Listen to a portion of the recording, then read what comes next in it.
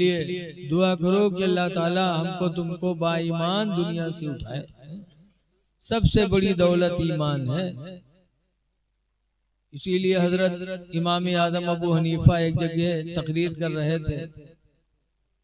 एक औरत अपन बकरी लेके, और बकरिया के दाढ़ी रहे, तो लेके कही इमाम आदम ही बताओ तुम्हारी दाढ़ी बढ़िया है कि मेरे बकरी के दाढ़ी बढ़िया है? तो इमाम आदम फरमाते बूढ़ी माँ, अगर मैं ईमान पर दुनिया से गया तो मेरी दाढ़ी तुम्हारी दाढ़ी से अफजल होगी, तुम्हारी बकरी की दाढ़ी से। और खुदा न करे अगर कहीं मैं बेईमान होके दुनिया से गया तो तुम्हारी बकरी की दाढ़ी मेरी दाढ़ी से अच्छी होगी। पता चला कि चाहे दाढ़ी हो, चाहे नमाज हो, चाहे रोजा हो, सब चीज की मकबूलियत का दारो मदार ईमान है। इसलिए हम अपने ईमान को बचाएं। मौत अल्लाह ताला जिस हाल में चाहे इंसान को आए। साहबे किराम की जिंदगी हमारे तुम्हारे लिए नमूने अमल है। एक सहाबी थे जिनका नाम है अबू जर गिफारी। आज हम लोग तो किसी को मना नहीं करते बुराई से। हम लोग सोचे थे वो का खुदे के अमल का जवाब दे पर हम काहे बोली जस्करी वसपई, हम लोग इस तरह कहते हैं, लेकिन ये शरीयत की बोली नहीं। आज हम लोग किसी को बुराई करते देखते तो नहीं बोलते काहे अरे जसू करी वसपई, अरे ठीक है, लेकिन हमारा आपका क्या फरीदा है। हुजूर फरमाते मर्रा मिनकुम मुनकरन फलयुगय्यिरु बियदिही, तुम में का जो किसी को बुराई करता देखे तो अपने हाथ से रोके। फ़इन लम यस्तती फबिलिसानिही, और अगर हाथ से रोकने की ताकत नहीं है तो कम से कम जबान से कह दे। वइन लम यस्तती फबिक़ल्बिही, और अगर जबान से भी मना करने की ताकत नहीं है तो दिल ही में बुरा मान ले। इस्लाह करना चाहिए। हजरत अबू जर गिफारी एक दिन जा रहे थे, एक साहब सोने की अंगूठी पहने आ रहे थे। अबू जर गिफारी ने देखा तो ऐसे हाथ मारा, अंगूठी को खींचा और खींच कर फेंका। कहा जहन्नम की आग अपने लिए हलाल कर रहे हो? जब रसूलुल्लाह ने सोना पहनना मर्दों के लिए हराम कर दिया तो क्यों पहने हो? उनकी उंगली में कुछ खराश आ गया। वो गए हुजूर से शिकायत कर दिया। कहा हुजूर अबू जर अगर मना करते तो मैं निकाल देता, लेकिन अबू जर ने तो इतनी जोर से खींचा कि मेरी उंगली में खराश पड़ गई। हुजूर ने अबू जर को बुलाया, फरमाया अबू जर नरमी करो। एक दिन हजरत अबू जर गिफारी खाने काबा का तवाफ कर रहे थे। तवाफ करने वालों में एक शख्स ऐसा भी निकला जो कालरदार कुर्ता पहने हुए था, नुकीले, तवाफ कर रहा था खुदा के घर का। अबू जर गिफारी ने देखा, वह पकड़ा गिरेबान और कालर नोच के फेंक दिया। कहा खुदा के घर में और घमंड का लिबास। इतनी जोर से खींचा कि उनके गर्दन में खराश आ गई। वो गए हुजूर से शिकायत किए, अल्लाह के रसूल अगर अबू जर मना करते तो मैं निकाल देता, लेकिन अबू जर ने तो इतनी जोर से खींचा कि मेरा कालर भी फट गया और गर्दन में खराश आ गई। हुजूर ने अबू जर को बुलाया, कहा अबू जर अब जंगल में जाके रहो, तुम्हारी तरह सब अमल नहीं कर पाएंगे, जाओ अपने जंगल में बसेरा करो। इतना कहना था, क्या इश्क था रसूलुल्लाह से। इतना कहा कि अबू जर जंगल अपना लो। सिर्फ इतना मेरे नबी के मुंह से निकला था। तो अबू जर घर गए और अपनी बीवी से कहा मेरी बीवी, अल्लाह के नबी ने फरमाया जंगल अपना बसेरा बना लो, चलो इतनी जिंदगी जंगल में काटा जाए। मेरे नबी के मुंह से बोली निकली। अबू जर गिफारी की बीवी भी तैयार हो गई। मियाँ बीवी मदीने के जंगल में चले गए। जितनी जिंदगी बची थी सब जंगल में काट दिया। जब आखिरी वक्त आया अबू जर गिफारी का जंगल में, सिर्फ मियाँ बीवी। जब आखिरी वक्त आया तो अबू जर गिफारी की बीवी रोने लगी। जब रोई तो अबू जर गिफारी ने पूछा रो रही हो? कहा क्यों न रो, आपके जागने का वक्त है, जंगल है, यहाँ कोई आदमी नहीं, कोई इंसान नहीं, आपका आखिरी वक्त है। मैं इसलिए रो रही हूँ कि आपके इंतकाल के बाद आपको मैं कैसे नहलाऊंगी, आपकी नमाज कैसे होगी, आपको दफनाऊंगी कैसे, इसलिए रो रही हूँ। तो अबू दर गिफारी ने कहा था मेरी बीवी रो नहीं। नबी करीम के महफिल में एक दिन बैठा था तो सरकार ने फरमाया था कि मेरे सहाबियों में एक सहाबी ऐसा होगा जिसे जंगल में तन्हाई में मौत आएगी और उसकी तजहीद व तकफीन के लिए घोड़सवारों की नूरानी जमात आएगी। बीवी हो सकता है नबी ने मेरे ही बारे में फरमाया हो, वो मैं ही हूँ, ये कहा। और थोड़ी देर बाद अबू दर गिफारी का इंतकाल हो गया। अबू दर गिफारी की बीवी कहती है मैं रो ही रही थी कि इतने में नूरानी चेहरे वाले घोड़सवारों की जमात आई, कफन की गठरी साथ लेके आए और मेरे शौहर अबू दर गिफारी को नहलाया और नमाज जनाजा पढ़ करके फिर उन लोगों ने दफन कर दिया। अब मेरे भाई यहाँ गौर करो कि सहाबे किराम को नबी से कितना इश्क था कि कह दिया अबू दर गिफारी जंगल बसेरा बना लो, तो फिर उतनी जिंदगी अबू दर ने जंगल में गुजार दिया। ये इश्क था सहाबा। अब आज तो हम लोग फर्जी आशिक बनते हैं, कहेंगे आशिक रसूल और नमाज यक्को नहीं। अरे आशिक रसूल की नमाज कहीं कदा होगी?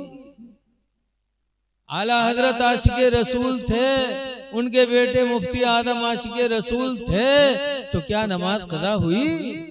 स्टेशन पे हैं, ट्रेन जा रही है, चली जाए, लेकिन मुफ्ती आदम की नमाज नहीं कदा हुई। और आज आशिक रसूल है, झूठ है इसका आज कैसा है? एक नवाब साहब थे, उनके घर में चोर घुसा और नवाब साहब क्या होता है, खांसी पर नवाब साहब खसते रहे। जैसे चोरवा घुसा नवाब साहब खांसे, बच्चोरवा जान का कि जागत है, कहा बच्चोरवा उनके तखत के नीचे घुस गया। वो तखत के नीचे घुस गया, नवाब साहब देख लिए, नवाब साहब जानबूझ के थूक तखत के नीचे, वही थुक्कत नवाब साहब का बिल्कुल बर्फ के सिल्ली बनाई दी। सवेरे तक थुक्की और चुप्पे परा की, जब ये सो जाए तब भागी। और नवाब साहब जान के तो सोए कहा थू। सुबह हुई तो उनकी बीवी आई पानी दे, तो नवाब साहब थुकते रहा, वह मेहरू थुक मारी।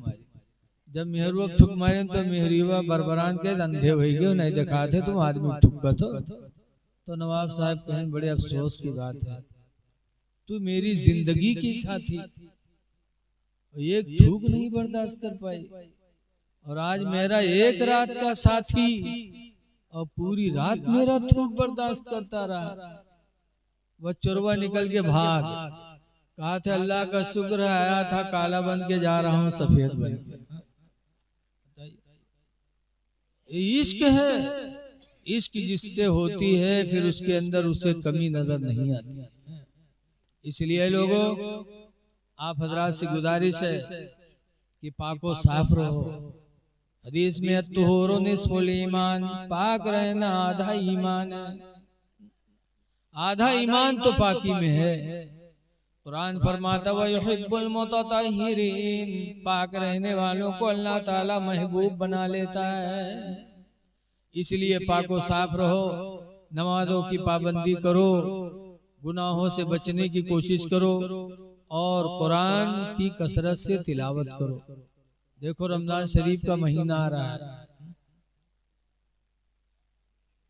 रमजान के रोजे हजरत अबू हुरैरा रदी अल्लाह ताला अन्हु रवायत करते हैं कि रमजान के 30 रोजों की बरकत कितनी है, एक से अंदाजा लगाओ। जो मुसलमान खुशदिली से रोजा रखता है तो रमजान के एक रोजे की बरकत से अल्लाह उसको जहन्नम से इतना दूर कर देता, इतना दूर कर देता, जितने की कोई कौवा का बच्चा पैदा हो और पैदा होने के बाद उड़ने लगे, उड़ते उड़ते वो कौवा का बच्चा बूढ़ा हो जाए, इतनी मुद्दत में जितनी दूर तक वो उड़ जाएगा, रमजान के एक रोजे की बरकत से अल्लाह ताला मुसलमान को जहन्नम से उतना ही दूर फरमा देगा। इसलिए रमजान की कद्र करो, खुशियां मनाओ कि रमजान का महीना आ रहा है। नबी फरमाते हैं कि मुसलमान रमजान के आने से खुश होता है और रमजान के जाने पर गमगीन होता है। तो अल्लाह का शुक्र है रमजान का महीना आ रहा है और एक रात निजात वाली आ रही है, 15वीं शाबान, जिसका नाम है शबे बारात। शबे बारात मतलब निजात की रात, इसलिए उस रात को चूको ना। और हजरत हमजा वैसे करनी रदी अल्लाह ताला अन्हु की जिंदगी को नजरों के सामने रखो कि हुजूर का जमाना पाया था लेकिन हुजूर की जियारत नहीं कर पाए। मोहब्बत बेपनाह थी, लेकिन एक माँ थी, वो माँ बूढ़ी थी। अबू दर गिफारी ने 12 सोचा लाओ मदीना चले जाएं, नबी को देख करके सहाबी बन जाएं। लेकिन माँ थी, माँ की मोहब्बत में नहीं गए कि अगर मैं कर्न से मदीना गया काफी लंबा जमाना लगेगा, इस जमाने में मेरी माँ बीमार हो गई तो इलाज कौन कराएगा, मेरी माँ भूखी हुई तो खाना कौन खिलाएगा, प्यास की जरूरत है पानी कौन पिलाएगा। तो हजरत हमजा वैसे करनी माँ की मोहब्बत में कर्न से मदीना नहीं गए। लेकिन मोहब्बत रसूल देखो कि जब हुजूर का विसाल होने लगा मदीने पाक में, सहाबा मौजूद थे, तो उस वक्त हुजूर ने वो ऐसे करनी की याद फरमाई। इरशाद फरमाए, लोगों इन्ना रजुलन खैरुम मिनत ताबिईन, बेशक एक आदमी ताबिईन में सबसे बेहतर है। युकालो लहू उवैस, जिसको दुनिया वैसे करनी कहती है। वकाना बिही बियादुन, और उसको सफेद दाग था। वलाकिन यशफअहुल्लाहु बिखिदमति उम्मिही, लेकिन माँ की खिदमत की बरकत से अल्लाह ने उसे शिफा अता फरमा दिया। फलम्मा मुरूहु इस्तगफिरूहु लकुम, याद आए मेरे सहाबा, जब उनके पास से गुजरना तो अपने बख्शिश की दुआ करवा लेना। और हुजूर ने अपना पैराहने मुबारक भी अता फरमाया। हुजूर के विसाल के बाद हजरत अली ने हजरत हमजा वैसे करनी को तलाश किया हुजूर का जोड़ा देने के लिए। लिखा है कि 10 साल के बाद मुलाकात हुई तो हजरत अली ने पैराहन सरकार का दिया, सरकार का सलाम भी पहुंचाया। उसके बाद पूछा, हमजा वैसे करनी, एक बात बताओ कि हम लोग जिंदगी भर नबी के साथ रहे, आखिरी वक्त रसूलुल्लाह ने किसी को अपना जोड़ा नहीं दिया पैराहन, और आपको आखिरी वक्त पैराहन अता फरमाया, वो कौन सी नेकी आपके अंदर है। तो वैसे करनी रोए पड़े थे, कहा था मेरे पास कौन नेकी है, मैं तो इतना बदनसीब निकला कि माँ की मोहब्बत में नबी की जियारत भी नहीं कर सका, माँ की खिदमत की वजह से नबी की जियारत से महरूम रहा। तो हजरत अली ने कहा था, वैस खुदा की कसम, तुम्हारी माँ की खिदमत वाली नेकी ही है जिसने तुमको इतने उरूज पर पहुंचा दिया कि आखिरी वक्त मेरे नबी ने फरमाया है कि जब उनके पास पहुंचना तो बख्शिश की दुआ करवा लेना। लिहाजा तुम हम सब के लिए दुआ करो। पता चला कि माँ की खिदमत, बाप की खिदमत इंसान को क्या कामयाबी की मंजिलें अता करती है। लिहाजा लोगों, माँ बाप जिंदा हो तो उनकी खिदमत करो, और दुनिया से चले जाए तो उनके लिए दुआए मगफिरत करो। दुआ है कि अल्लाह तबारक व तआला इस महफिल को हमारे हाफिज ज़ैनुल आबिदीन सल्लल्लाहु की वालदा मरहुमा की बख्शिश का जरिया बना दे, और अल्लाह उन्हें करवट करवट जन्नत अता फरमा दे। अस्सलामु अलैकुम व रहमतुल्लाहि व बरकातुहू।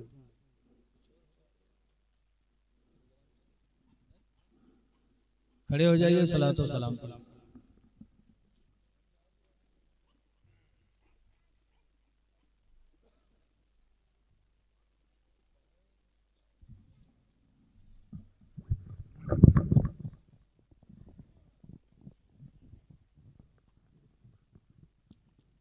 या नबी सलाम अलैका, या रसूल सलाम